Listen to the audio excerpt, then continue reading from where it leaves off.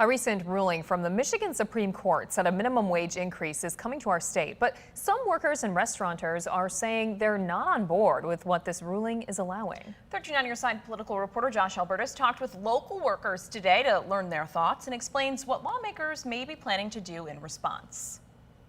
The job of a journalist is always on the go, so no sit down for me right now, but thankfully you'll usually find somewhere that'll do takeout.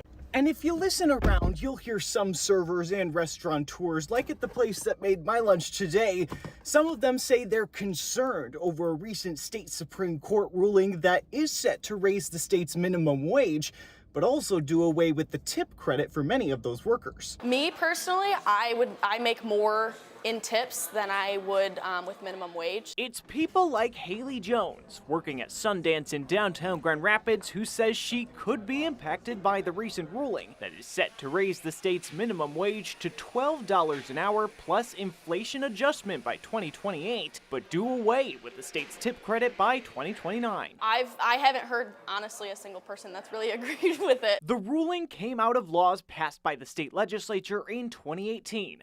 That year, organizers had sought to put petitions to the state legislature on whether to raise the state's minimum wage to at least $12 an hour by 2022 and essentially do away with the tip credit. That tip credit says that the minimum wage for tipped workers can stand at 38% of the general minimum wage, with tips being made to supplement that.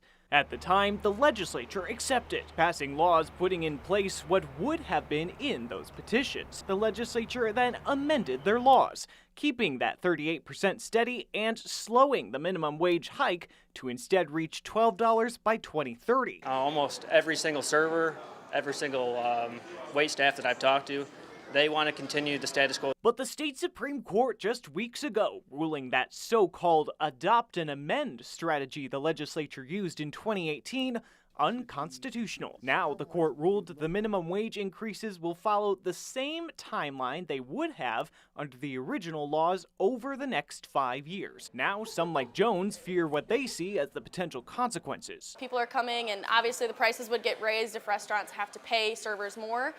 So they're paying more for their meals in general, and they know that we're getting paid a higher hourly wage, so they're going to be less inclined to tip. Some also fear the possibility that given more base wage pay across the board, job cuts in the industry may have to be made.